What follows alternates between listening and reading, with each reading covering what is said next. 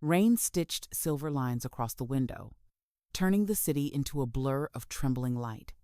Amir sat by the window with a cigarette burning low between his fingers, though he hadn't taken a drag in minutes. The ash clung to the end, bending, waiting to fall. On the table before him lay a photograph. Lena's laughter was caught mid-breath, eyes half closed, sunlight tangled in her hair. Behind her stood Amir younger, unscarred, unaware of how fragile forever could be. He traced the corner of the picture with his thumb. The paper had softened over time, like memory dissolving into touch. "She said we'd never break," he murmured.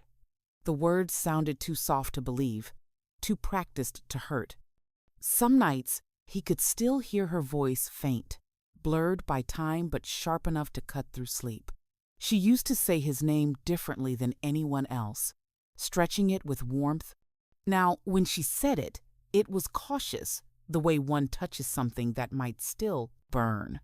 And Zayan, his name tasted bitter, like a wound he couldn't stop licking. Amir and Zayan had built everything together: friendship, trust, plans for a shared business, an unspoken brotherhood. Then, without warning, Zayan took the only thing Amir believed was untouchable: Lena. He could still remember the day he found out how she avoided his gaze, how Zayan couldn't look at him. The silence between them said everything. That silence had never ended. Months became years, and Amir left the city, or at least that's what everyone believed.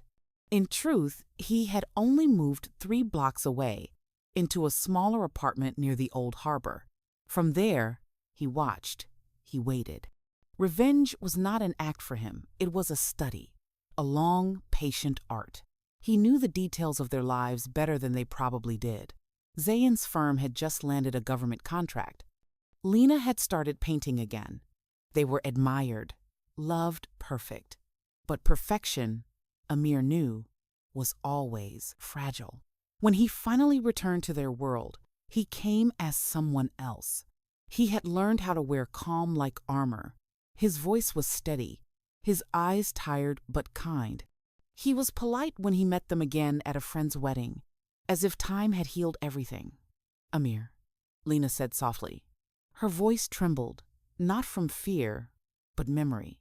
He smiled. "It's been a while." Zayan clasped his hand tightly, like a man trying to prove his innocence through grip alone. Later that night, Amir stood at the edge of the dance floor, watching them sway together, perfect rhythm, perfect lie. He felt the faintest pull of nostalgia before he buried it. Lena called him the next week. "Just to catch up," she said, "just to see how he'd been." But beneath her words, Amir heard what she didn't say: guilt, curiosity, the ache of unfinished things. They met at a small cafe by the sea. The air smelled of salt and coffee. She looked radiant, yet restless, like someone constantly searching for something she once had and couldn't name anymore. "I'm glad you're doing well," she said. "You seem peaceful." Amir smiled faintly. "Peace is just exhaustion that learned to sit quietly." She looked down at her cup. "Zayan says you're still angry with us." He tilted his head, studying her. "Should I be?" The question lingered. Her lips parted as if to answer, but she didn't. When they parted that evening, she hugged him briefly, carefully, as if afraid the past might spill out if she held on too long. After that, he became a ghost that drifted quietly into their world. He helped Lena arrange sponsors for her upcoming exhibition, connected her with critics and collectors. He even shared drinks with Zayan, speaking of old times, laughing at memories that had once been sacred. But beneath it all, Amir was building something, not a plan, but a pattern. He would show them both that love, once broken, never healed. It simply learned how to pretend. And so, he began to plant small doubts, never lies, only half-truths. He made sure Zayan saw the late-night messages from Lena that seemed too affectionate. He mentioned her name often when they spoke, with the kind of admiration that men can't quite hide. One evening, at a dinner party, Zayn snapped. "You talk about her a lot," he said, his smile tight. Amir shrugged. "She's easy to talk about." The silence that followed was thick with something unsaid. That night, Amir stood on his balcony, watching the city lights flicker. He should have felt satisfaction, but instead, he felt nothing. Just a dull ache that wouldn't fade, the same one that had started the day she left him. He poured another drink. The glass trembled slightly in his hand. "Maybe peace was never what I wanted," he whispered to no one. "Maybe I just wanted her to remember what it felt like to lose me." Outside, the rain began again, soft, persistent, almost forgiving. Time moved differently for Amir now. Days slipped through his fingers like smoke, each one blurring into the next. The lines between truth and memory began to blur too. Sometimes he couldn't tell if a moment had actually happened, or if it was just something he'd replayed too often in his mind. He'd built his revenge slowly, like a careful painter layering shades of emotion onto a canvas. Patience, guilt, tenderness, confusion. But now that the painting was nearly complete, he found himself staring at it, unable to tell whether he admired or despised what he had created. He started visiting Lena's studio often, under the pretense of helping with her exhibition. She didn't resist. In fact, she seemed to welcome it, maybe because she felt safer controlling the narrative of their past by keeping him close. Or maybe she simply missed the version of herself that used to exist when he was around. Her studio was always warm sunlight spilling through the wide windows, the smell of turpentine and wet paint heavy in the air. He would watch her paint for hours. Sometimes she'd forget he was there, humming softly, her movements fluid, alive. And he'd remember why he had loved her fiercely, almost recklessly, before everything turned to ash. "You still paint the same way," he said one afternoon. She looked up, brushing a strand of hair from her cheek. "How's that?" "Like you're trying to save something before it disappears." She smiled faintly. "Maybe I am." There was a pause, soft, aching, charged with everything they weren't saying. He wanted to reach for her, but he didn't. Instead, he said, "Zion must be proud of you." Her brush stopped mid-stroke. "He doesn't really understand this part of me," she said carefully. "He supports it, but I think it confuses him." Amir nodded slowly, pretending sympathy while tasting the quiet victory behind her words. He didn't need to destroy her marriage. He only needed to remind her of the space between love and loneliness. That night, Zion called him unexpectedly. "You've been seeing Lena a lot," Zayan said casually, though his voice carried a crack beneath the calm. Amir laughed softly. "We're working on her exhibition, nothing else." "I know," Zayan said after a pause. "It's just she talks about you sometimes, more than she used to." The silence stretched thin. Amir let it. Weeks passed, and the tension between Lena and Zion thickened like humidity before a storm. Small arguments began about time, attention, unspoken insecurities. Lena grew quieter, more withdrawn. Zayan became short-tempered, suspicious. One evening, after helping Lena pack her paintings for the show, Amir found her sitting on the floor, staring at an unfinished canvas. It was abstract swirling tones of red and gold, bleeding into gray. "What's it called?" he asked. She hesitated, then said, "The space between two heartbeats." He crouched beside her. "It's beautiful," he whispered, "but it feels sad." Her eyes glistened. Most beautiful things are. Their hands brushed accident or instinct. Neither could say. For a fleeting second, the air between them carried the weight of everything that once was. Then she pulled away. "I should go home," she said softly. He nodded. But when she left, the scent of her perfume lingered, and Amir felt both triumphant and hollow. That night, he dreamed of her not as she was now, but as she used to be, barefoot in the sand, laughing as she threw pebbles into the sea. In the dream, she turned and said, "You can't bring back what you've already burned." He woke up shaking. He tried to drown it in whiskey, but even that couldn't numb the realization creeping in. He no longer wanted revenge. He wanted resurrection of her, of them, of himself. But love revived through vengeance is a ghost. It haunts. It doesn't heal. A few days before the exhibition, Lena texted him late at night, "I can't sleep. Everything feels wrong." He replied after a long pause, "Some things have to fall apart before they make sense again." "Like us?" she typed. "Maybe we never made sense," he answered. There was no reply after that. But when he saw her the next morning, her eyes were swollen from tears she hadn't admitted to shedding. Rain again. It always returned at the wrong time, soft at first, then heavy, drumming on glass like fingers impatient for truth. Amir couldn't sleep. The walls of his apartment felt smaller each night, as if they were inching closer, pressing the breath from his lungs. He had become addicted to watching the slow disintegration of Zayan and Lena's perfect life. But what he hadn't expected was that in their unraveling, he'd start to see his own reflection fractured, cruel, and terrified. A week before the exhibition, Zayan arrived unannounced. Amir opened the door to find him drenched, his jaw tight. "Can we talk?" Zayan asked. Amir stepped aside silently. The room smelled of stale smoke and rain. Zayan looked around, his eyes landing on the photograph on the table Lena, smiling beneath that old sunset. He exhaled slowly. "You kept that." Amir didn't respond. "I've been patient," Zayan continued, pacing. "I told myself you'd moved on, that you were helping her because you cared about her work. But now?" He stopped, his voice trembling. "She's not the same, Amir. You've changed her." Amir's expression didn't shift, but inside, something twisted sharply. "You give me too much credit," he said softly. "Do I?" Zayan's laugh was bitter. "She defends you more than she defends us." Amir turned his back to him, staring out the window.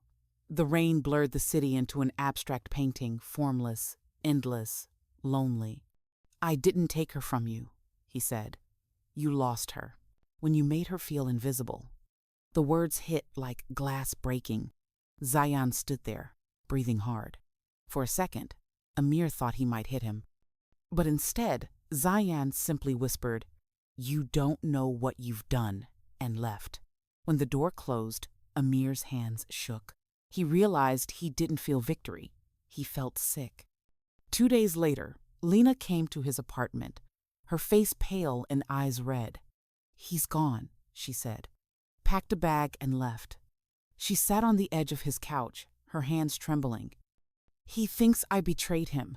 He thinks—" She stopped. Amir crouched in front of her, his voice low. "Did you?" She looked up, meeting his eyes. "I don't know anymore."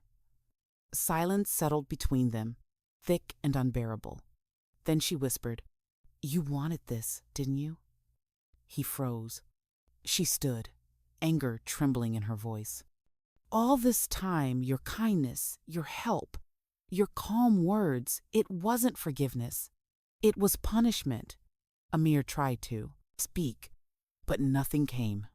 The truth sat heavy on his tongue. Her tears fell silently.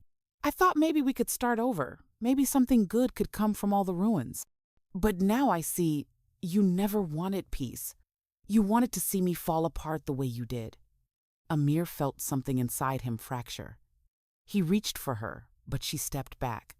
"Don't," she said sharply. "You don't get to comfort me after this." And then she was gone. That night, Amir didn't turn on the lights. He sat in the dark, the photograph still on the table, edges curling. He stared at it until the colors faded in the shadows. His mind replayed her words again and again. "You wanted this." At first, he denied it. Then he whispered to the empty room, "Yes." But when he said it aloud, it sounded like a confession carved from sorrow, not triumph. He poured a drink, then another, until the edges of the room softened. When sleep finally came, it brought no rest, only the dream of her. Voice saying, "You can't build love on ashes." The day of the exhibition arrived under a bruised sky. Amir went anyway, wearing a black coat and silence. The gallery was crowded, laughter echoing against white walls lined with color. Lena stood near the center, radiant and unreadable. She greeted him politely, like a stranger. He wandered through the paintings until he found one that stopped him cold. A swirl of reds and grays, two shadowed figures standing back to back. The plaque beneath read, "The Price of Silence." He realized, with slow horror, that the figure on the left was him. As the crowd drifted away, Lena approached quietly. "You came," she said softly. "I wanted to see what you'd made of the wreckage," he answered. She nodded. "You always liked beautiful things, even when they hurt." He looked at her, searching for some trace of the woman he had loved. But what he saw was someone stronger, scarred, yes, but alive in a way he no longer was. "Was it worth it?" she asked. He didn't answer. He didn't need to. The silence spoke for him. After she walked away, Amir stood alone in the gallery, staring at the painting until the colors began to blur. For the first time, he realized revenge hadn't destroyed them both. It had simply made them strangers to the people they used to be. The gallery had emptied, leaving only the hum of the air conditioner and the distant echo of the city outside. Amir lingered, staring at the painting that bore his shadow.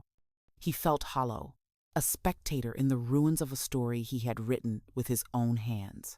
Then she appeared, Lena, quiet, deliberate, her presence filling the space like sunlight in a dark room. "Amir," she said, her voice calm but edged with years of unspoken grief. He didn't turn at first. He could feel her there, not just her body, but the weight of everything between them: love, betrayal, longing, and regret. "I wanted to come back," she said, stepping closer. "I needed to understand why." He finally looked at her. Her hair fell in waves around her face, the faintest hint of a smile that didn't reach her eyes. "Understand what?" He asked, voice flat. "Why you did it," she said softly. "Why you helped. Why you lingered. Why you tortured us both." He closed his eyes. The answer had been with him for months, lurking behind every glance, every small act of kindness, every whispered word. "I wanted you to feel what I felt." Her lips parted, but she didn't speak. The space between them grew taut, like a string ready to snap. "You thought you could punish me for loving him?" she finally said, voice breaking. "For choosing him over you?" He shook his head slowly. "I didn't want to punish you. I thought I wanted revenge, but I realize now I wanted you. I wanted us back." Her eyes glistened with tears, but she didn't step closer. "You can't take back what you did, Amir. You can't erase months of doubt, fear, and hurt." He swallowed hard. "I know. I thought I could control it, that I could fix it with small gestures, with kindness, with patience. But I was wrong."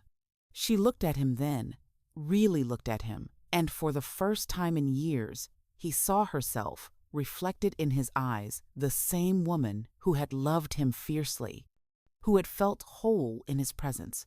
And in that reflection was also the truth. Some love, no matter how deep, could not survive obsession. "I loved you," she said, voice barely above a whisper. "I still care.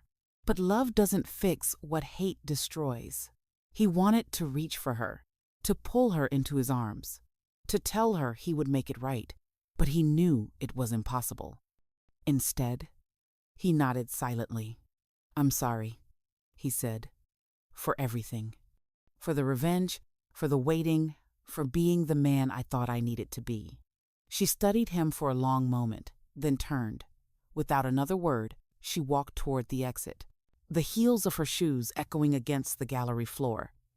Amir stayed behind, Staring at the painting one last time, the reds, the grays, the two figures standing back to back, he realized it wasn't about winning or losing.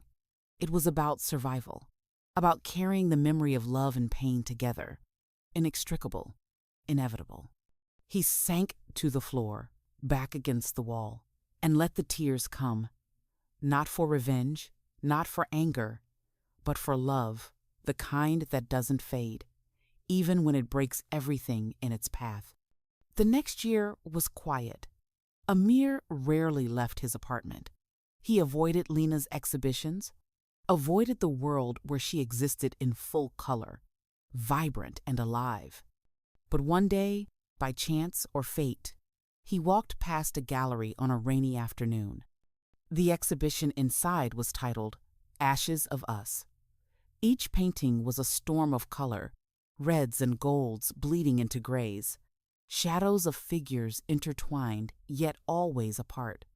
And in the corner of the gallery, a small canvas bore his, image blurred, fading, dissolving into smoke. He smiled bitterly. Revenge had been hollow. Love had been impossible. And yet, somehow, both had become art permanent, haunting, beautiful. Outside, the rain began to fall again, soft and forgiving. Amir let it soak him, cleansing and cold. He realized, finally, that some stories do not have happy endings. Some love stories live on, only in memory, in art, in the quiet ache of what could have been. He walked away, alone, but strangely lighter. The ashes of them both would remain, but at last he could breathe.